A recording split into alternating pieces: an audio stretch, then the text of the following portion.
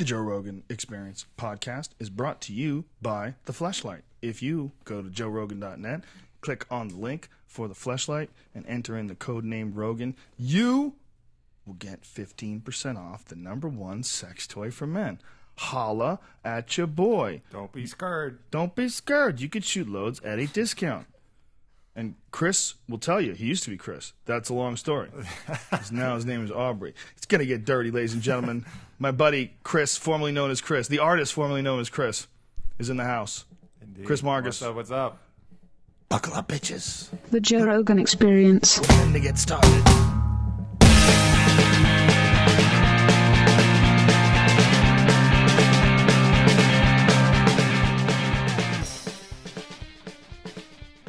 This podcast has been very interesting for a number of reasons. It's been a weird little ride.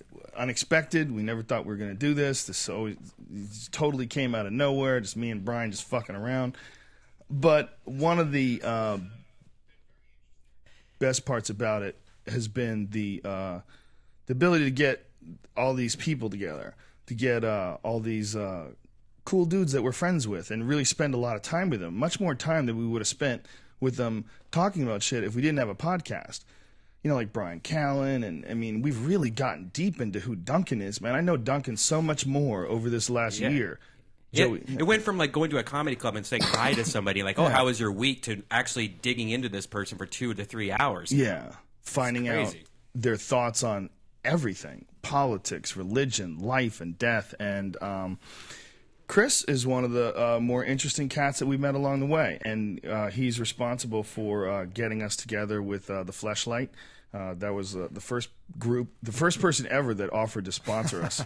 You know, and he's also, you know, he's an interesting dude, and he's. I'm glad that we met. You're a unique character, indeed, and a real one. You're a real one. There's a lot of people out there pretending to be guys like you, but they're not really.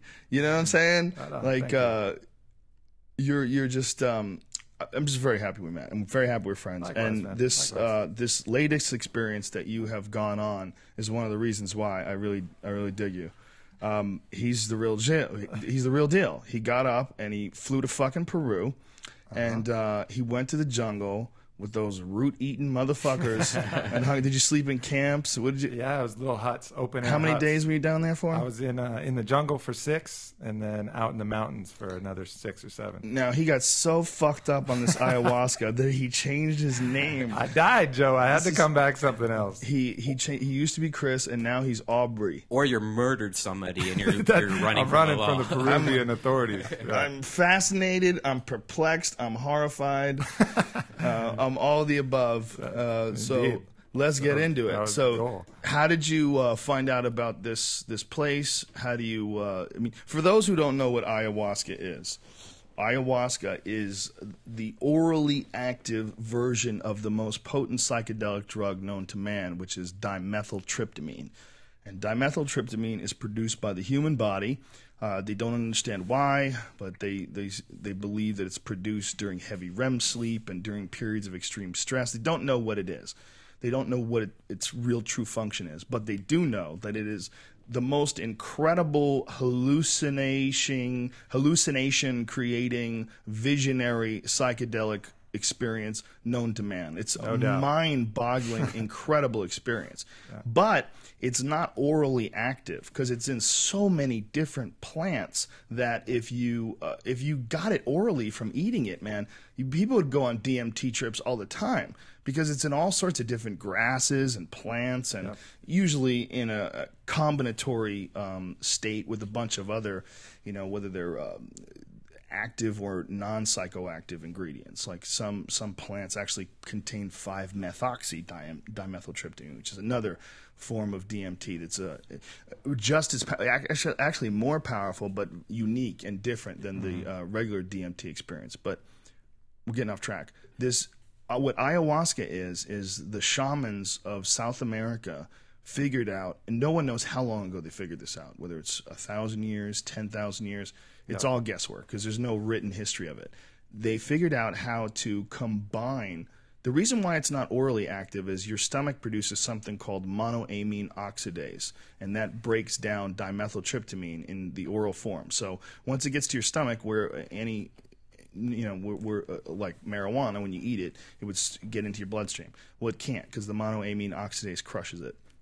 So what they have figured out how to do is take the root of one plant, the leaves of one plant, and the vine of another plant. And they don't even grow near each other. Yeah. They're on completely other parts of the jungle. And there's over 100,000 different types of plants in the jungle. Yeah. So the fact that they figured out how to do this, and thousands of years ago, and when you ask them, who knows if they're telling you the truth. But what they say is that the plants taught them how to do this. No, they look at you like you're a big dummy when you ask them. You're like, how did you find that out? And they're like, they told us, dummy. It's like that matter of fact when you're talking to the real deal down there. It's not like they come up with an elaborate story. They just look at you like, well, obviously, they told us. How do you think? Do you think we just guessed? Like, come on. They told you. Yeah. Well, you know what? I mean, that seems to be an actual possibility that, to me, is more likely than they figured it out through trial and error. Well, the combination there, if I don't know. I'm not a math type of guy. But it also could be evidence of an ancient civilization that figured out, plant pharmacology thousands and thousands of years before. I'm sure there's a lot of medicines that are putting two different things that have nothing to do with each other together. So it's not. Well, yeah. There's one particular one called curare, which they use, and if they don't do it exactly the right way, it's a deadly toxic poison. But the way that they're able to do it, is just pretty miraculous, that a bunch of people haven't died. So there's plenty of examples of that. What is curare? Is it a medicine? I think that's a medicine, right? I think it's the way that they prepare it, and I always thought that was some shit that they would put on poison darts and shoot at people. Maybe I have that. I don't know, because I'm only going from Tarzan movies. Maybe that is the poison dart thing. But do you know how to spell it? How do you spell that shit? Curare. Curare. Yeah, there's something with the preparation, I think, of it, where if they did it wrong, common name for various arrow poisons. Okay, so that's originating in South America. Well, I guess if you do it right, it kills people. Do it right, it kills people. Maybe with the boiling of the fumes or something like that. But the point is, it's amazing that these people figured out long before we, were ever driving cars or sending emails. They figured out how to combine these two plants and make an orally active version of dimethyltryptamine that, in the words of the shaman, connects you to the spirit world. And the idea is that there is a world that is all around us all the time, but we just cannot tune into it. And it is a world of souls, and it is a world of the afterlife, and it is a world of non-embodied entities that are, to the experiencer, to the subjective person that's having this experience, they are as real, if not more real, than this life itself. I was there, brother. I saw it. I mean, I was in it, and it was completely indisputable for me. And that was what was so life-changing. What was indisputable? Tell us what happened. You go down there. So you had to write a whole thing to get in there. What happened? So it's kind of a school of shamans that have been, studying and training and going to classes and things, led by a master shaman who's found out the best in South America, learned from them for 30 years, and is now trying to teach people here in the U.S. about it. So in order to get into this is kind of like the master class here. This is the finishing course, going down and taking the medicine down in the Amazon. So in order to get admitted, I had to write a letter, and they reviewed it and, did whatever they do to kind of approve me to go along. But eventually I was given admittance. Did you have to go through any stages besides writing the letter? This is the master class? It was kind of, yeah. This is like the ultimate field trip at the end of the school, where you actually really get to test your skills. Do you have on you what you wrote? I could get it in my email. I would love to read it in all of its cheesy glory, because I know it has to be. You probably put some emotional shit in there, like, I lost my cat. No, that's not the kind of shit you put in there, man. No. You talk spiritual warrior journey type poetry shit. You talk about your intent. What did you say in? Basically. In the letter, basically just said, about my intent to explore these realms of consciousness, and why I wanted to do it. I wanted to go there, learn, grow, and bring something back, and that was, really the gist of it. And they sent it back to you with a gold star. Yeah, they gave me the thumbs up. There's your Willy Wonka golden ticket to meet the spirit world. That's it. Okay, so you get there. You fly in. So fly in. Do you take a van out to the camp? Like, how do you get to the? Well, we fly and then we take another flight out to a place called Puerto Maldonado. And one of these planes. It was actually a decent sized plane. I've got on a lot. Was it a propeller? No, they had a real jet. Oh, it was a jet. Okay. Real jet. But then we take a canoe, a 2-hour canoe. I mean, we arrived at Puerto Maldonado. It's like a real. I tell you to go fuck yourself. It's like a real third world country. I mean, it's just you smell feces and fish and smiling, happy people, but it's like dust and diesel fume. It's one of those places. That 2-hour canoe just into the middle of nowhere. Like, you're on the Amazon, the Madre de Dios River. And it was crazy. Christ. Is I've been watching a lot of that Jeremy Wade's River Monsters, so I'm just looking at this muddy brown water, thinking of these eels that burrow through people's flesh and sawfish and all these things that he's pulled out of there. But yeah, 3 hours up is 2.5 or so up the river to this place. It was just this eco lodge running on generators.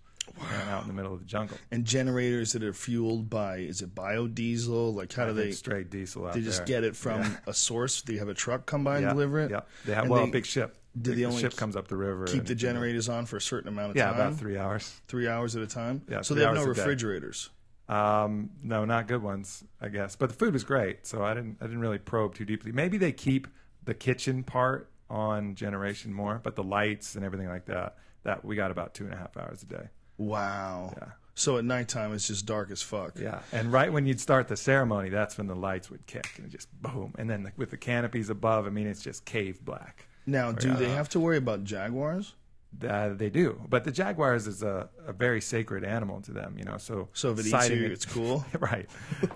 Well, they believe that's what happens to us when we die, anyway. Because you ain't sacred to them, man. I'll tell you that. No, they have a totally different fucking game plan they're playing with. Totally different rule book. Yeah, but there was jaguar tracks while we were there in some of the places we were hiking. God damn, son. Yeah. Jaguars are like mountain lions on steroids. Yeah, they're just ninja mountain lions. They're killers, man. They're scary as fuck. Yeah. Okay, so you get to this camp. You're 2 hours on a canoe, and do you speak this language? What language do they speak? Spanish. They speak Spanish. Do you speak Spanish? Un poquito. Un poquito. So did you bring like Rosetta Stone with you, or did you just have a guide? I just kind of, I don't know. I mean, just tried to get by. It actually got a little bit tougher when I was trying to speak about things that are not commonplace, like with the maestro, the head shaman. I mean, trying to communicate with him. He's a maestro? They call him a maestro? Maestro or Don Orlando, Maestro Orlando was the guy I work with. So Maestro's an interesting name.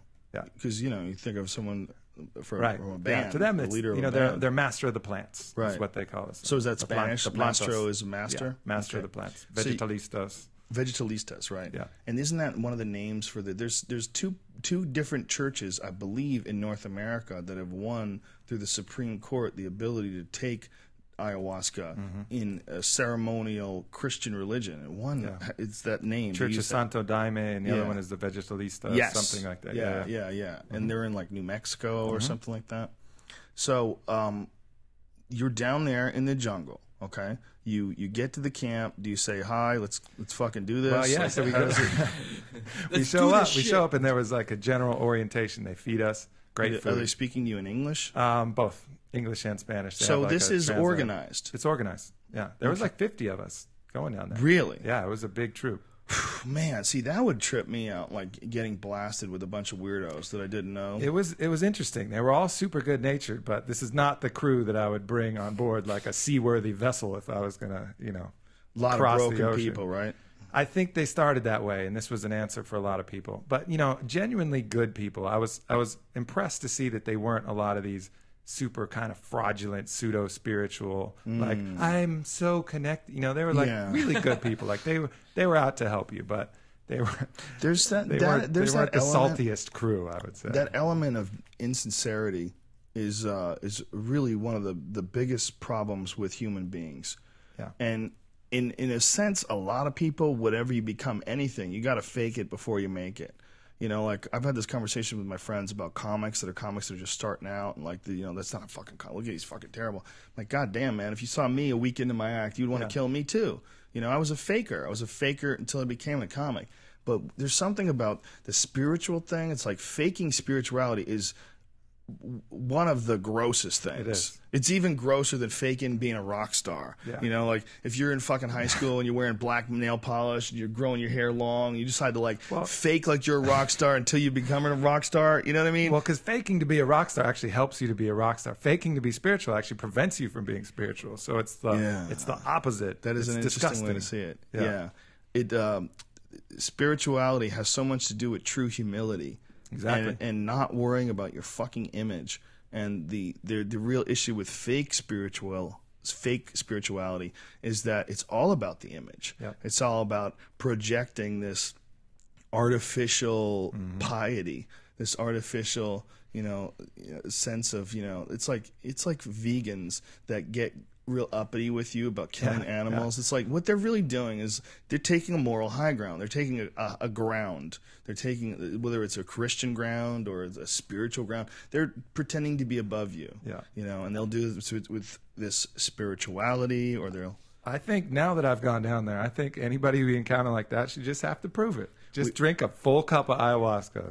Let's see what happens. We were in 24-hour fitness, and I was with Eddie Bravo back when he was in his most ferocious. There was a time when Eddie Bravo would just try to hit on every pretty girl he could run into. The Falcon days. Could not hit on him. In that long history. Look, he's a bad motherfucker. He was being successful, so he was knocking him out of the park. He was enjoying it. But anyway, the point is, we're at a gym, and we're lifting weights, and this girl had this cute little body, and she's talking to him, and and Eddie is like, so what's up? Where you from? Blah, blah, blah. And she was like, oh, I'm from out of state, and I'm really not that happy with California. And she was like real uppity. And he's like, what's up? Like, what's the matter? She goes, well, you know what? There's just a lack of spirituality here. And I don't think that the men are very godlike. That's what she actually said. She actually said they're not very godlike, and we were like, and I was like right there with him. I was like, she said godlike? Like I don't want to start making fun of her because he's trying to get laid. So I'm being cool, and I back off, and I'm like, what the fuck? And I'm a god. And then we're over working out, and he goes, she didn't say godlike. The men are not godlike. I guess what she was saying was like, like living by the word of God. Anyway, long story short, a week later, we're at the Spearmint Rhino Strip Club in Van Nuys, California. Who takes the stage right in front of us but Godlike? Are you serious? Godlike in the all-nude strip club with her hot little body. We're looking right at her little asshole. And she looks at us, and the fucking poor girl, she remembered us from the gym. And she remembered that was the day that she had probably chosen to try out this new persona. Crazy strippers. One day they're super religious, and one day they're fucking spiritual. The next day they're, going to be a yoga teacher. They're fucking lost. That's why they're stripping. It wasn't godlike, like perfect body, face, everything like that. Like not religious wise. No. She was talking about. No, she was. No. Clearly, she was talking about spirituality first. She said men aren't spiritual, and then she said they're not very godlike. She was talking about that people aren't spiritual in California, and that she's from a place where people are, much more, in tune with the way of God. But it was hilarious. Strip clubs in Nebraska. That's where you find some. She's fucking not even in a regular strip club. This shit is hardcore. This is pussies and assholes in your face, and she's quivering her butt and doing that thing when they shake their butt up and down. I'm like, yeah, I love that shit. But it's just godlike. Anyway, that's fake spiritual. Yeah. So you're in the jungle. There's no fake spiritual people. It's all genuine. I wouldn't seekers. say no, but it's like a very high percentage of really. Any hot chicks people out there? No, not really. There was some that like took care of themselves and actually I was able to go with my mother on this. You trip. went with your Wow. mother. Which was Whoa, fucking sweet. God That is damn, so cool. It was cool. Yeah, it was Wow. For 2 days. whole new world. You must have a for really her. good mom because My mom's dope. She was a semifinalist in Wimbledon, pro athlete. Oh, wow. Traveled the world. No shit. Yeah, for sure. Wow, that's amazing. So she has your mom's she's a the gangster fucking past. shit. Yeah. My mom would get annoying after a couple of days in Peru, I could tell. Yeah, my mom would be tough action. My mom, somewhere along the line, has become a 5-year-old. I have to explain everything to her. Mom, that's fake. Yeah. It is? Yeah, that's a commercial. What? Yeah. She'll send me things. And can you believe this? No, I can't because it's not real. It's Bruce Lee Jesus playing ping Christ. pong with nunchucks. Yeah, it's like, have you seen this? Yeah. But I don't think I'd be down with going into the spirit world with her. I could Unless never we were in a imagine. bus going off a cliff and I had no choice. then we're taking that trip together. But until then, so you get down there with your mom. You're on a canoe. You know, did you have to talk her into this, or was she totally down? No, she was into it. Wow. She was fired up. So I think she was looking for. She doesn't really have any strong kind of set beliefs, but she's like a rabid explorer. She loves like new adventures and things like that. So she knew I was into it, and she's like, "Yeah, I'd love to do that." So. Was she ever religious at all? No, not really. No, but she's she's just open to things, but she doesn't really formed her own paradigm necessarily. She knows enough to discard the bullshit monotheistic paradigm. She's like, all right, that's not true. But she hasn't really gone the other way to say, like, all right, what else can I construct? Now, before she did this ayahuasca trip, did she have any psychedelic experiences? Like a bad acid trip back in college or something like that. So nothing pretty much. Did you talk her into this? Or yeah, a little bit. A little bit. She was a bit nervous about that aspect. How old's your mom? 60-ish, I should probably say. This is so badass. So crazy. But she was, they do a really good job when you get down there of explaining every one of the shamans we met. Kind of jumping ahead in the story a bit, but explaining how it's 100% medicine. Like all of them, they're like, this is medicine. You don't do this for fun. You do this to cleanse your body, to cleanse your organs. You purge it, and it shows you things, and there's a wisdom to it. It's 100% medicine. And they get really offended when you call it a drug. To them, it's the medicine. It's the master medicine. Like you said, it's the medicine that they believe has helped them find all other medicines in the jungle. They take the ayahuasca, they go in, and that's how they find their other cures. And all of these shamans, these vegetalistas, ayahuasca is just one part of it, but it's, to them, that's their master sacred medicine. So ayahuasca is so badass that they don't give a fuck about mushrooms. Yeah. The shamans are like, mushrooms, what are you playing with that shit for? It's true. What are you playing with that shit for? Yeah, you're going to see some crazy Aztec symbols, and you don't need... Put that down and have a drink of this. Yeah, no, it's. But you know what they do say? They say, you can't always get ayahuasca, so they recommend that mushrooms when you can't get ayahuasca. Every 2 months, they're like, every 2 months you better do something, and if you got mushrooms, great. Really? They say every 2 months you should do something. That's what they say, because they say you need to hit that reset button, reconnect with the Earth Mother, and that kind of, which to them is just a representation of the yin side, that kind of every 2 months nature side. Wow. Of that. Let's move to Peru. Yeah. I've had some DMT experiences that were so intense I took years off because I was just like, whoa, I need to think about this. But DMT, the orally active version, is much slower and more gradual, and you can kind of tune in and out of it. You can get in the meditative state when it's full blown, or as it's slipping away, you can get right back in there if you relax and tune into it. If you're a warrior, malleable. But if you're a warrior, but if it's cracked, if you're cracked, it's gonna fucking destroy you. Like there was, I'll get into that in the story, but so you have to know who you are. You do before you start fucking with that stuff. It's heavy. They call it the vine of death. That's vine of the souls, right? Vine of the souls or vine of death. Vine of death, huh? Yeah. Okay, so first night, do they give you a little baby dose and see if everybody shits so their here's pants? how they go. We get in, we get assigned a roommate. I ended up with a lucky one. He was roommate? Like, Can you pay extra to have your own tent? Not on this one. They didn't have the room. I'll be like, listen, bro, I'll give you 50 coconuts. Just give me my own fucking tent. Yeah, for sure. For sure. But I'm that guy. Yeah, so he was cool. He was an old Israeli. Are there no sweets commander. Here? He was an old Israeli guy? His old Israeli tank commander, like Romanian water polo star. The only other guy I might pay to be hanging out with that guy. The only other guy that was like, I was like, God, I got lucky. Like, this was fucking sweet. He was a cool dude. I'm still in touch with him. But me and him were the most different out of everybody else in the whole group. Everybody else was definitely, not, as I said, not the saltiest bunch you'd want to bring on. Wow. Okay, so do they slowly let you dip your feet in the water? So here it is. You go in, and they announce the 3 shamans. They've flown in the 3 best shamans in Peru, basically, from different camps, different parts of the jungle. One is local to where they're at. So it's like a battle of the DJs. It is, exactly. And you choose which one you want to work with. So they announce the first one, a long lineage of what he's done, and he kind of integrates some of the Christian saints with some of the ayahuasca work, works with the masculine aspects, has a big bio of all he's accomplished. So I was like, all right, whatever, but I'm not really going to be into the, kind of mixing of the Christian ideals. So wait for the second guy. He has his own psychology clinic in the jungle, and he's helped build this hospital and blah, blah, blah. Another big, long thing, and he sings these sweet songs. And then they get to the third guy, and the third guy, they only say, he's the most traditional and the most terrifying. He calls upon the spirit of the dragon. And that's it. That's all I said. And I was like, that's my guy. That's my guy. That's the one. That's all they said about him? That's all they said about him. See, less is more, people. Yeah. It's the Clint Eastwood approach to shamanism. Yeah, exactly. So Okay, so is this the first night that you get it's the there? first night. So they got you right into it. Right into it. Wow. Okay, so day one. Day you one. pull up in a canoe. What time do you actually get to the camp? Is it noon? About 3:30. 3:30 in the afternoon. Do you eat first or no eating? Yeah, we ate right then at 3:30, but then that's it. No dinner. Right. Because the ceremony starts at 8:30.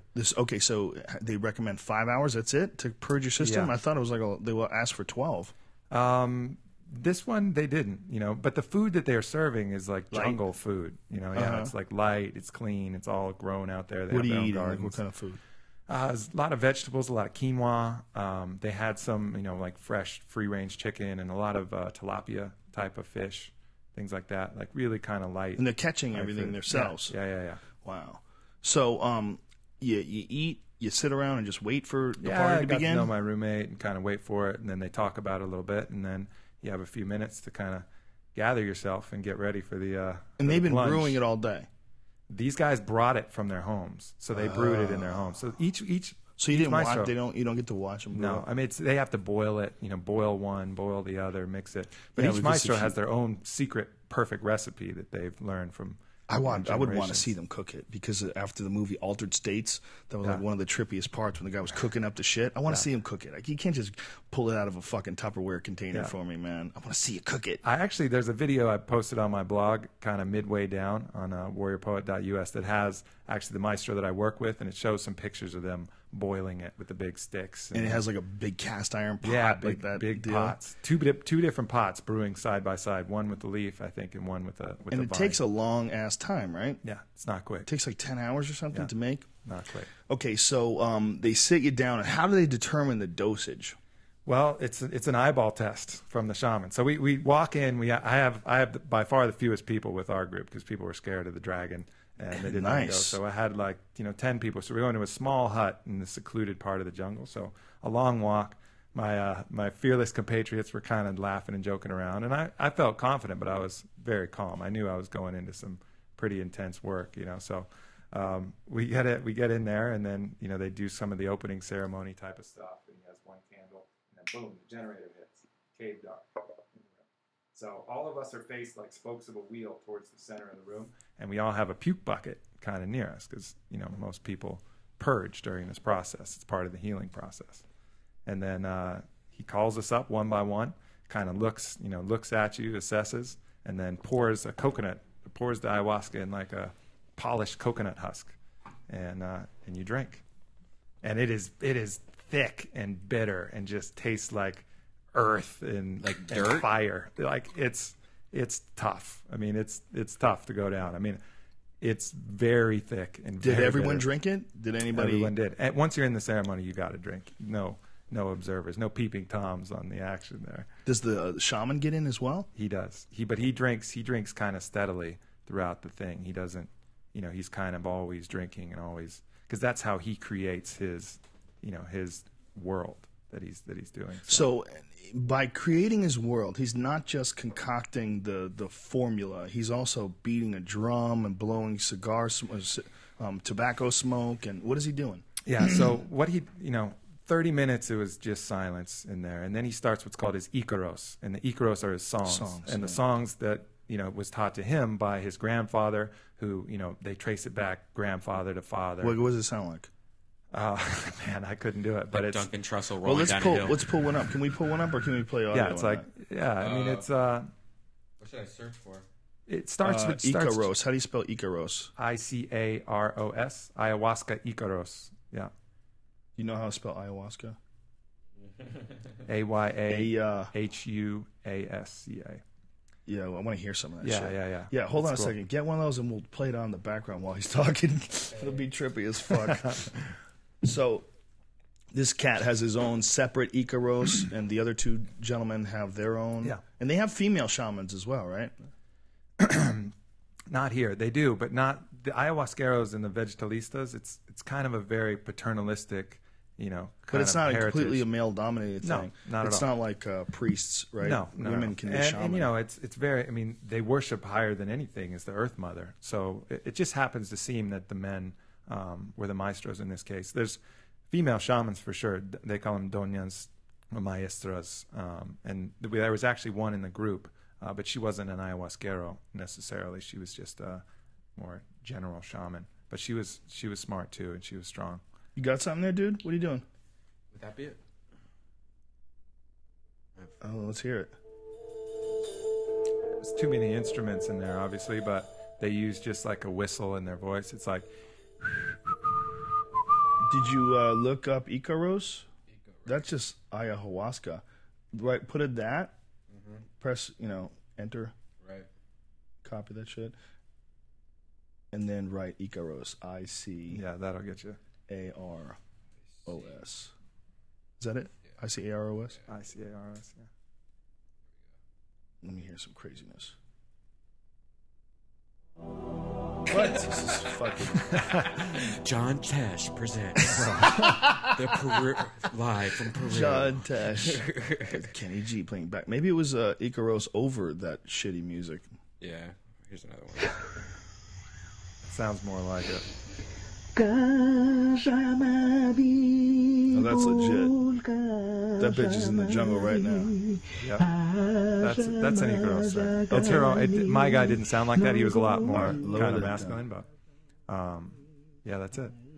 Okay, and then so he only has his tools are he has his breath, which he uses more than anything, and then he has a kind of a branch with a bunch of leaves that he uses as sort of like a rattle. And those are his tools in his voice and his whistling. So, and he also has some cinnamon sticks, which he chews at the end. But I'll get to that. This is tripping me out. Cinnamon putting me back in it. This is perfect. Good. I like it. I'm getting back there. You're going to change your name back to Chris. Okay, so how long does it take after you drink it? About 45 minutes, you start to feel people rustling. 30 to 45 minutes. It's hard. I mean, it's cave dark. You don't have a perfect perception of time. But 30 to 45 minutes, people start to rustle. It starts to activate. How big is this cave? This tent? Probably 20 foot in diameter. So it's tight quarters for 10 people. So it starts going, and you start to get that energetic activation, same as you do on mushrooms or something, where something's about to happen. Your closed-eyed visuals start to splash with color and light and things like that. Your stomach starts to gurgle a little bit. And then, so that was happening, and he started his Icaros, starts slowly, kind of like it is now, whistling and building. And then, in about an hour, you hear the first person just retch, like, rah! And it's not like just a gentle bulimic style vomit. This is like years of rot just pouring out of every organ that they have. And they're half yelling, half puking when they do it. I mean, it's like, ah! So it's not just the medicine coming up. There's like a you feel it like a sacrifice or you feel it like squeezing expelling bile and things out of your organs. I didn't puke till the second paradigm shifting session, but it either goes out you vomit or finds another mode of evacuation. But you can feel it working. So a lot of people shit themselves too. Is that what you're saying? It wouldn't be, Do they get out of the tent, or they just shit themselves right there in the tent? Did you poop on the Israeli guy? He was in a different session actually that time, so I wasn't there. But anyway, so the first people start to purge, right? Okay, and then pretty soon after that, you smell farts. It was it was just chaos erupted in the room. Like all my companions, like one of the ladies just turned into a blithering child, like help me. But another person started pretending that he could sing the Icaros, but it was like a kid that thinks he knows the words to a song. So he was like 2 beats off, and it was awful. And then like another lady completely lost her internal monologue, and this culminated throughout the night in her finally saying, I can't tell if I shit my pants or if I didn't shit my pants, like over and over again. And I was like, oh my God. I mean, this is, so people who weren't ready cracked, bad. I mean, that's not the experience you're supposed to get. You're supposed to keep it to yourself.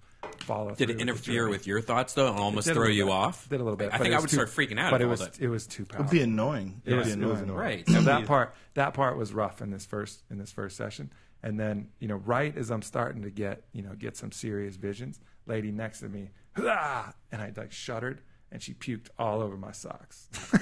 So I've been pitch black, and I'm peeling off the wet, chunky wool from my feet and put them on the side and just curl back up on my mat. No way to clean it. It's fucking pitch black. You're in the middle of ceremony, starting to trip balls. So that was the start of it. And it was kind of signatory for the way the rest of the night went, because it was intense and dark. And, you know, what started happening is snakes started coming in through the jungle. I had visions of snakes, and they would look at me and then immediately start savagely like going inside my body and like eating my organs, eating my throat, like going down my throat and eating their way out and like exploding through my body.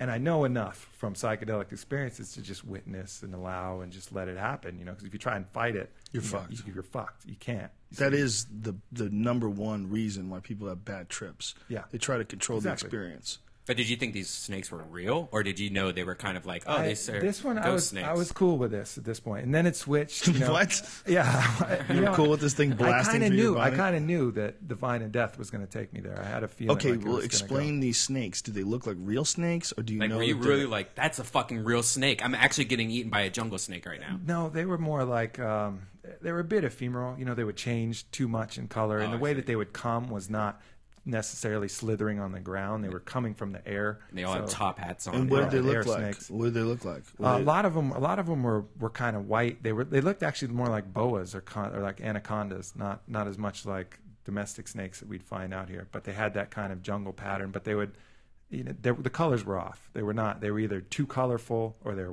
white. They weren't like jungle colors, but they were that shape and that size of these things. So sort of like you're tuning into it, but not totally correctly. Yeah. Like as if you're on a station and the colors are all off, and Yeah. the cop outfit is white instead of blue. It's Yeah, like and the skin is blue instead of white. Yeah, exactly.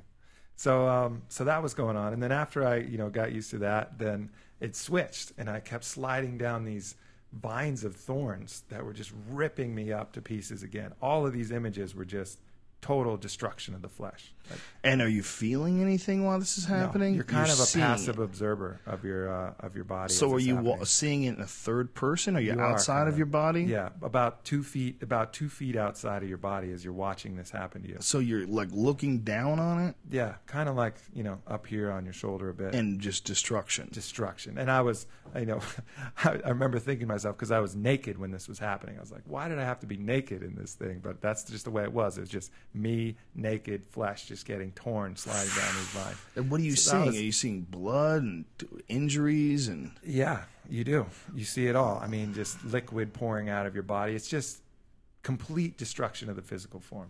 And then from there, insects would burrow into my body and explode, and and Jesus. spiders and things would go. And really, that was not so bad, actually. That was kind of the good part. But what ayahuasca will do is it will find your own weaknesses and then use them to fuck with you. It's like when you're at the final level of a video game, and it's like, no, you must fight yourself. Like that's what it felt like. So it started preying on my own fears, and I heard a voice telling me exactly what I was scared of, which is, some illness. My family's had some lymphoma issues or something like that. So it basically said, you're going to die of cancer. Say your goodbyes. You're fucking done. You got it now. It's bad. And it was telling me that. And that actually started to shake me a little bit, because I've never had it work against me in that kind of magnitude. I've had visions of things before that were dark, and I always worked through, and it, I ended up feeling good. But that was a more challenging experience. And then at a certain point, I had to just apply the same philosophy and say, you know what? If this is the end, I'm going to have a fucking hell of a 6 months, and I'm going to do everything I can and enjoy my life. And then boom, that ended. And then finally at that point, I was able to get a sense of peace, and I felt myself getting sucked back down into the earth. Kind of like in the only thing I can describe is that movie Avatar, when the little fibers grow up around the body and it like connects it back down to the earth. I felt this deep relaxation, just like right back down into the earth.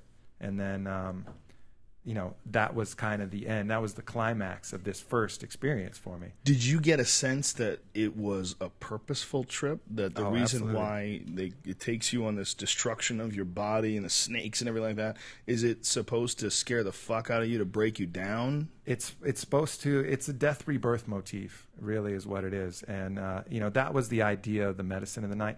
Each night the medicine had a theme. And the first night it was anaconda medicine, snake medicine, which is shedding your skin in one piece. So like a snake does, a snake sheds its skin all in one piece. This was about shedding everything that you don't need, your fears, your weaknesses, all of that. And that's why you explore it. And I think part of the intent of what the shaman was doing, which meanwhile, by the way, his icaros were growing in intensity, and it was like the room was swirling with a vortex. Does he have a CD, like a mixtape? I would love to see that. He has a YouTube video, which I bought posted. some. I bought some Icaros Yeah. online once, and I listened to it for 5 minutes. I wasn't high enough, and I shut it off. Yeah. He has a website. He does. YouTube He does. He has a YouTube video. What does he have a website? What's his website? Oh man, I couldn't tell. It's in Spanish, so I can't recall What's his it off name? the top of my head. Maestro Orlando Chuhandama. How to spell the last name? CHU, sorry. CHU JAN JAN DAMA. And it's also, DAMA. Brian, if you bring it up on my blog, you can probably get the direct link. Discovery of the Eighth Dimension. Yeah, An that's me. Ayahuasca journey. That's me. That is you. Yeah. Is this a video that you made? That was a video I made. I'll tell about that. That was my second this trip. is while you were in there? Oh, dude, you have video? Yeah. Okay, go to Warrior Poet US on YouTube and check out this video. That's hilarious. You're the #1 hit on on this guy's name. It's you in the tent tripping your balls off. Yeah, this is the second session. Wow, you so look terrified. Look at that. it takes me a while to to get into it. But if you don't jump to that video till I get to the part of the story. Let's not play that video. I want to hear all this shit. So that that first experience. So after he comes by, the shaman comes by. He asks me, "Cómo estás?" I say, I managed to muster something like "bien muerto." And I told him I was dead, good and dead, and he just laughed and kind of. That was, I think, when we, he started to kind of give me a little bit of respect, because the rest of the room was just crushed, But I was crushed too. But at least I was able to sit up and kind of deal with it a little bit. So he brings me over to where he's at, and he starts chewing up some cinnamon. And it's the final closing ceremony, the cleansing ritual. And he has me open the back of my shirt, and he goes, shoo, with the cinnamon. And the instant he did that, it was like I was on a bungee cord. And this is 6 hours after I'd taken it. The peak of my trip was completely done. And I just went whoo, straight up and right into this world of just pure energetic vibration that I had no idea how to decode. It was something completely foreign to anything I've ever seen. what did he do with the cinnamon? So he chews it up. He's like cinnamon sticks, dried cinnamon. Right. And then he blows his breath. He goes shoo, and forms like a little sonic missile thing. And he points it at different parts of your like the back of your neck, the top of your head. So he did it 4 times. And each time he did it, I had like 10 seconds swimming in this world that just I had no possible chance to decode. And it was unbelievable. I was like, what the hell is this? Where am I? How do I understand it? What does it mean? Like the YouTube video. But it was wild on that closing part of the ceremony. So what did it I mean, you can't decode it. Can you describe it? It was like a geometrical city of light and vibration, but it was like looking at, imagine if you didn't know anything about computer code and you looked at the matrix, right? Mm-hmm. And all you saw were ones and zeros. Right now we know, that's computer code, it's source code. It was like that kind of information was coming to me, but I just, Well, that sounds like a DMT trip. Yeah. So you have a flash. You have a DMT flash. Yeah. So like deep into another. And he's blowing cinnamon on you, and that's what causes that? Yeah, I don't know if the cinnamon's just to make his breath pleasant and it's his intent, or whether it actually has some part of it. Or is it distract you while some guy has a needle in the back of your neck that's just jamming it? Before he lobotomizes you. No, but it was, whatever he did in that closing part of it, I felt like it opened a breach in something else, a different place. For 10 seconds. For 10 seconds, then sucked back. As soon as that was over, I was right back. It wouldn't last. Okay, so this is day one. Day one. So then do you get up in the morning? Do you go to bed? Go to bed, do you wash off? To puke? Or do yeah. So I went, took care of everything in the dark of my hut. In the dark? Yeah, cold and dark, yeah. There's no light at all? No light at all. No candles? No, nothing? we were using our phones and flashlights and do whatever you else have we a got. charger for your phone? 3 hours a day. You can charge it for 3 hours a day. Yeah. So you're using your phone But as like you don't get any flashlight. service, so right. it's just a flashlight. Little flashlight. It's an expensive iPhone flashlight. All right, so you wash yourself off. Yeah, crash out. And can you 6 hours. sleep? I did. Yeah. Or are you fucking freaking out while you're sleeping, or you slept good? I felt pretty good. After that final thing where I was able to relax and felt sucked back into the earth, I felt good. I felt like I learned the de-importance of the physical realm. You know, I mean, now the seeing next my body day destroyed. at breakfast, do people apologize for throwing up on each other? Yeah, some people were still pretty shook. Like the people in my group were pretty shook. A lot of them didn't go back. Some of them didn't do it again the whole trip. Really? Yeah. I mean, they fought it. They fought the whole time. And if you fight the whole time, you never release from it. You know, you don't work through it. It's like you get brought to the heat of the battle and then you just ignore it and shut your eyes and it goes away, but it sticks with you. And that's one thing that, you know, a caution for doing any kind of psychedelic work is Did your mom enjoy it? Got to work through it. So for her, it was she just had very repetitive visions. You know, I was surprised that it didn't take her deeper, but she was working with some of the lighter doses and the lighter shamans. And they could tell that the way that they dose you is pretty smart. Usually they try and dose you to what they think you can handle. So, but she was great. She was doing. It seems to me that just jumping right into an ayahuasca trip without any previous psychedelic experience is like taking no martial arts classes and fighting in the UFC. It just seems ridiculous. Well, wouldn't you want to build your way up slowly, smoke some salvia, eat a brownie, you know, slowly dip your legs into the river that is the psychedelic experience? Because the ayahuasca experience and DMT experience is supposed to be the two most powerful that you can ever have, back to back. You know, one being a bit more on the spiritual side, the ayahuasca, that it's supposedly because it's longer and not as intense, that it sort of connects you in a way that you can interpret better than the DMT flash. Yeah. The DMT flash a lot of times is so mind-bogglingly alien that there's no words for it. You come back with a lot of confusion. Like there's some message in it somewhere, but it takes a while to decode. I talked to them about smoking DMT as well, and I'll get to that when I kind of have to set up kind of the paradigm first, and then I'll tell you what they said about smoking DMT versus taking ayahuasca. So did you go right back in the second day? Second day, no. Second day, I just rested, wrote in my journal, made sure to kind of digest what I'd gone through. It's very energetically taxing, but I felt fucking great. Like I felt reborn, like energetic. I slept 5 hours and I was just pumped. Like I got a good workout in, and I felt more alive than I have been in a long time. It was rad. Like I felt my body felt great, my mind felt great, my spirit felt great. I felt like I learned some valuable lessons about, you know, the de-importance of the physical realm. And I feel like I conquered some deep fears about cancer and shit that was going on. Like it was it. Like I'm not worried about that anymore. Like it took me there to overcome it. And, you know, really that first night for me was, you know, I call it my death. It was like the old parts of me that night died. You know, anything weak was killed off by the ayahuasca. But it's funny you said that, you know, the UFC analogy I wrote in my blog. It was like I was kind of with a bunch of karate black belts, and you know they took ayahuasca and just got punched in the face. And they were like, "What the hell is going on here?" You know, and they didn't really, you know, they had the training, but it's different when you're in a street fight, you know, and that's kind of what it was. I didn't have the training, but I've been in a few brawls in my day, so I think that ends up being a bit more important as far as being able to handle the experience. But then, you know, at another point, the second night, I wish I did have some of their training because I got an opportunity to do some cool shit, but I just didn't know what to do. So what happened? So it's the second session. I go up to them. This is the third day. Slightly more comfortable room. The people who from the first session, a lot of them ducked out, you know, but there was new people who like wanted a strong experience. So his legend started to spread in the camp. So we had a few more people, probably 15. And I went up to him beforehand and I said, you know, maestro, I said, medicina fuerte, like emphasize fuerte, like I wanted a strong dose. And he looks at me and he smiled and he remembered that I handled the last one pretty well. So when it was my turn to go up, he fills the cup to the brim, like to the brim. And, you know, I look at it and set my intent. And my intent was to see how far I could go. Like I wanted to go back to that place he showed me at the end of the session. And I wanted to experience joy and happiness and that side of life, the opposite side, and just see where it could take me. And that was really my goal in doing that. And I picked up some tips from some of the other shamans about how to set kind of your own spiritual armor and kind of prevent things from interfering and taking you off your intent. So I was like, I felt well equipped. Drank the full cup, 3 gulps, pretty brutal again. And then it starts.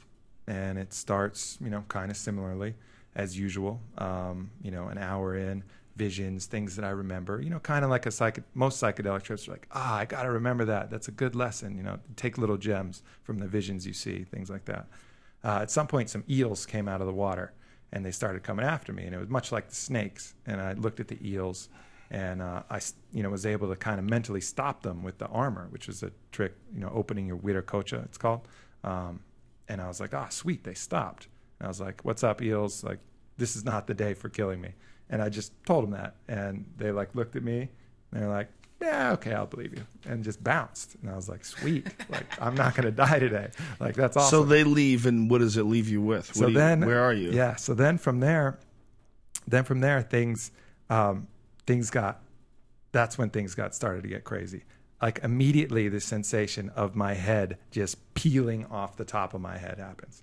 And Joe, I've been in fucking a lot of situations and done some shit. Nothing could compare to how this felt. It felt like every cell and neuron in my brain was completely synced in perfect alignment and glowing radioactive, and I had no top of my head on. It was like, wow. I mean, it was unreal, as foreign to me as any sensation. And it was a physical sensation. It wasn't a mental sensation. I could physically feel my brain like alive, from my brain stem all the way to the frontal lobe. Like, every part of it was full. And I was like, whoa, shit, like, something's happening here. Like, this is new. Like, this is a new ball game right And now. what happened from then? So from then, right after that happened, I started to feel really fucking good, like really good. And I was looking around the room, and people were vomiting, and lots of, chaos had started around the room. But I felt it all as like a kind of like just a cleanse, like I had a different perspective on it. So each one would bring me more like happiness, until finally it reached this ecstatic state, which was about 10 minutes of just pure, straight ecstasy. Like, every cell of my body felt better than it ever had before. It was like the exact reason why we were given physical forms was to experience some kind of pleasure like this. The only thing I compare it to, and every time I make this analogy, people ask if I nutted my pants, which I didn't, but it felt like that moment of orgasm stretched for like 5 minutes, 10 minutes. Like, I didn't know whether to yell. It was like so crazy, intensely bodily good to feel that. And then, so I experienced that, and that was rad. I was like, that would have been enough right there. But then it just continued to build. And so what happened next is this giant organic flotilla of like snakes and feathers comes, like a giant, kind of like an organic mothership comes, and it hovers over my head. And this is full open-eyed visuals, right? How big is this? Oh man, it was probably 30 yards, 40 yards big. 30 yards. Yeah, it was big. It was a massive. And it's feathers and snakes? Feathers and snakes, and it's living. It's like a living mothership, right? And it starts sucking black smoke out of my body, and I see it coming out. And I was like, oh, well, I guess I didn't need that. I was like, okay, take it. Like, cool. And it didn't have any physical sensation, but I could see it like coming out of my body. It came out of my throat, came out of my head, came out of, different parts. I guess you could correspond them to the chakras where they were coming out, but just peeling out of my body, I was like, whoa, that's pretty cool. And then it just floats off when the smoke started to die off. And then right on its heels, another mothership comes. And this mothership is metallic, and it has all kinds of crazy cryptic writing on it, like Stargate, SGI type of writing. That's the only thing I can compare. And your it to. eyes are open when you're seeing this. Yeah, fully. And how does it look? Real? Can you see through it? Does it look like an illusion? No, you can't see through it. I couldn't see anything else, really, honestly. It was black around it. My memory of it is that I could just see that, and that was it. I think if I tried to like focus back on, my own reality, I could see some shit in the room, but then that's all I could see. It was black, and it was a ship, and that was the only thing I was focused on. So it looked like an alien spacecraft. Independence Day style. Fully. Yeah, exactly. Yeah, no, very much like that. Very much like that shit. Not quite that big. And there's writing on it? Something. It wasn't just smooth, you know what I mean? It wasn't like a smooth thing. It was either writing or a very cool design. I don't know. I mean, I had no hope to read it or anything. But so then it starts shooting this light at me. And this was one of the craziest things. Like, as soon as the light comes, I like lift my head up like this and open like put my tongue on the roof of my mouth, and the light starts coming in underneath my tongue. And I don't know why I did that. I have no fucking clue why I did that, but I did it, and that's what I needed to do. And I just started doing it. I was like breathing in this light. It was like I was getting uploaded some kind of information. Again, no physical sensation, but I'm just just breathing in this white light that's being uploaded into me. And then I was like, whoa, this is fucking crazy, and I couldn't believe that I knew that was what I was supposed to do, but I just did it. And then the light stops, boom, retracts, ship goes away. And then at that point, everything just blew out. Like I saw the room again, and then the room just goes, poof, blows out into infinity, and just complete infinity around me. Now there's a couple things in infinity. There's the shaman who's like jutted out on a precipice, who's going pretty hard with his Icaros now. And then there's like some terraforma. Like, what does it sound like? Oh man, if you listen to his video, he sings it a little bit, but I wish I could get you some. But it's nee nee nee nee nee nee nee nee nee. Are there words, or is it just noises? No, sometimes there is. Some it's like ayahuasca. Sometimes they'll sing some things like that. So that's kind of a flavor. Obviously, I have a terrible voice. He didn't have a great voice either, but it was powerful. You know what I mean? It's not like he was a singer. Right. It was just coming out, and he was shaking his leaves. But he's jutted up on this precipice, and that was at 3:00 in my line of vision. 9:00, there's some kind of terraforma and kind of universal stars, but it was like boom, like everything else was completely gone. Everything else I could see kind of vague outlines in white light. You just got a software update. Yeah, for sure. But this is another crazy factor. I would turn my head to the left, turn my head 90 degrees, and still the shaman's at 3:00, the terraforma's at 9:00. It did not matter which way I turned my head. I could lie down, I could go left, I could go right. Didn't matter. My vision was stuck in the same spot. It's like any movements I made in the third dimension had absolutely no impact of what I was seeing in the eighth dimension. Like, I guess if I wanted to look around in that dimension. Why is it the eighth dimension? All right, so I'll get to that. Sorry about that. But that was what I encountered. That's the paradigm they used at the end of it. They call where I was at that point the eighth dimension. And the reason why is that's the penultimate dimension. That's the last one before the ninth, which is oneness with all creation, which is just, unification with all life, all creation that ever was, that ever will be, pure solidarity with God, with the universe, whatever you want. Is that supposed to be what you're hitting when he blows the cinnamon smoke on you? No. So that was actually the seventh dimension is what they were going. But to go back to where I was there, I'll explain the paradigm as they see it. They give you a map of each dimension? They do afterwards. Tourist guide? Afterwards.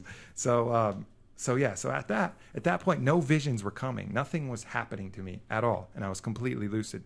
So I was like, all right, what can I do? And I was thinking like, well, what would I want to do? I was like, well, I got a friend who got in a car wreck. I was like, I wonder how he's doing. And he's in Atlanta.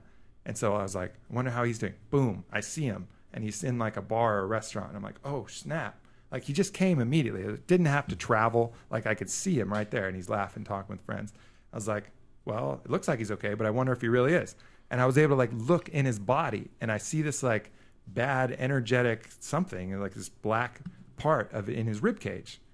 And I was like, oh, that's no good. And I was like, I wonder if I can get rid of that. And I was like, and I like focused on pushing like the golden light into his body. And I was like, shoo, fills his body and pushes this little missile out of his ribs. And I was like, oh shit. Like, I don't know if that actually helped him, but that was pretty rad that I was able to do it.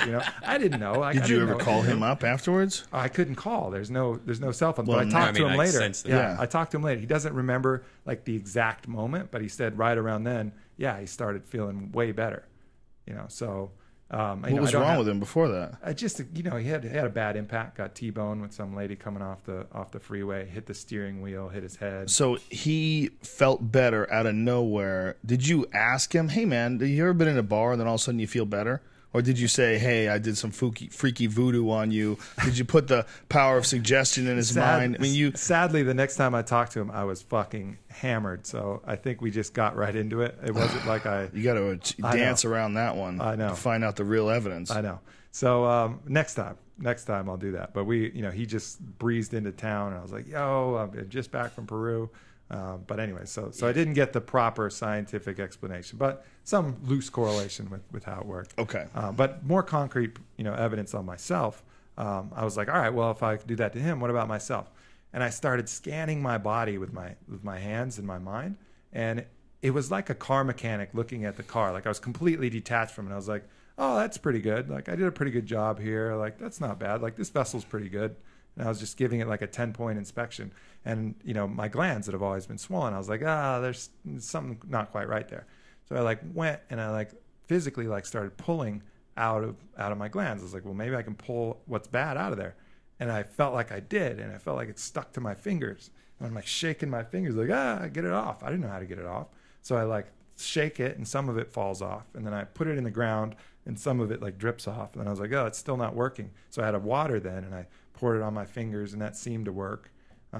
You know, who knows about that. But since then, I haven't gotten like my glands have not been swollen at all. And I've gotten like Epstein-Barr virus that always like has them a little bit swollen, but not even a bit since then. So I don't know. Now, thank God you weren't just ripping your face off at that time. By the way, I was so lucid, man. Yeah. Oh, okay. I was so lucid, like anything I thought of. And then I was like, well, what about but listen business? to what you just said. You said I was so lucid, but I was pulling ripping my ooze. glands out, I was ripping my glands out, rubbing it off on the weird. dirt. It's weird, right? It's and weird. shooting lung missiles out of your friend. Do you, when you hear stuff like this, you know, when you hear yourself say it, whose phone is that? Someone's got their phone right next to the thing. Anyway, you hear that shit? That feedback? That's a phone next to something. Anyway, when you hear yourself saying this, you hear yourself describing it, surely part of you must think how preposterous and ridiculous this must sound to a skeptical person. Sure. Like, you know, a skeptical, no-nonsense sort of a fucking Goldwater Republican, listen to this faggot shit. Yeah. You know, you listen to this ridiculous nonsense, these fucking pussy kids. What, you want to find yourself, huh? Yeah. You want to find yourself? Yeah.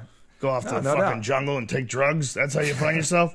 I mean, you must think. I mean, like, listen to, you know, this is like the main thing that people would criticize, you know, if they would hear about people trying to find themselves with drugs. Yeah, this fucking idiot thinks he's pulling cancer out of his glands. Yeah, you know, you hear that, it sounds though? crazy. It Yeah. sounds, But it if you can happened. control your mind, if you are what your mind believes it is, then if he thinks he's cleaning out his body, his brain will think he's cleaning out his body, and it might actually have something to it. You know, like it's positive or it's thinking, actually, and or it's actually happening. I mean, either way. I mean, or it's actually happening. Right. I mean, I was there, and I have to report it honestly. Right, You know, of course. like I feel like that's my mission to come back, and I feel like it's one of the reasons why it happened to me is so I could talk about it and talk to you guys and get it out there. But the next thing I did was I looked at my business and very lucidly looked at all of my marketing channels and different things. Thought about Alpha Brain, thought about the different things, thought about very very conservative Republican type thinking about my life and my business. And I saw some channels that I was working hard to produce, and I was like, there's no resources there. And I could physically visualize, where there was pools and these tubes that were feeding like a giant machine. I was like, well, I'm trying to build this tube to this pool of resources, but there's nothing there. Like, I got to cut that one off. I was like, this one is good, but it's blocked. I got to change that, change the marketing, change something on that. So, or, think about this formula or that. And I could visualize it perfectly. And, that's cool. Right now, business is going great. So you saw it in metaphors. You Exactly. saw it in a different sense than you saw it as, here's a product, here's the marketing. Instead of that, you saw it as almost like energy or just something. It was like feeding a machine, like gas, fuel, Now, energy. do you have any idea? Did you talk to it like the other people? Were they also doing the same things, or were other people like, dude, I saw dancing Now I know why bears? your microphone is so much louder than everybody else's. You suck on that thing, dude. You get up in here like this. Back off a little. Everybody else is So talking was like other this. people like There we go. like seeing dancing bears, and they're like a lot of people, nice aquariums. They were seeing their own demons or spirits or different things. Did you I guys was one have of the shared unique people. visions? No, No shared visions. no shared visions.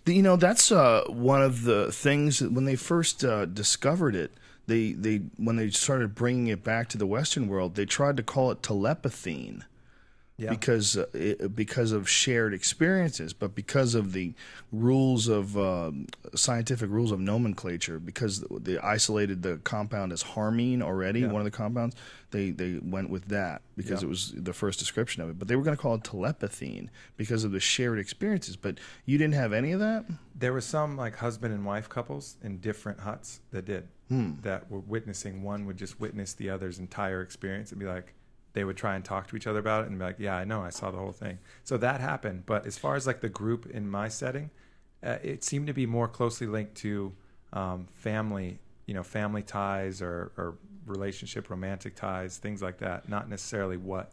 So the shared experiences are with people that already have a relationship. That's what seemed to be happening in this trip. That makes sense. Yeah. Yeah, you're already tuned in together. You're already, well, there's that feeling always when you're in a relationship that you become a part of that person. I mean, I think every deep, intense relationship that I've ever had, you feel like it's more than just two people hanging out together. Somehow or another, you connect on some, I don't want to say spiritual energy, some sort of intangible level, which is why breaking up is so painful. Yeah. Because a part of you is literally missing. You cannot feel whole. You can't sleep. You can't eat. You don't feel right because some of you is missing. So that would kind of make sense that those are the type of people that would have a shared experience because they literally have their souls are somehow or another connected. They have some sort of a inexorable bond. Mm-hmm. And that's what played itself out. So you didn't have any experiences with your mom. Your mom only did it once. No, she did it 3 times. She did it 3 times. She did it 3 times. Did she do it with you with the dragon? She was actually in that room that time, and she said she didn't see what I saw. I mean, it wasn't because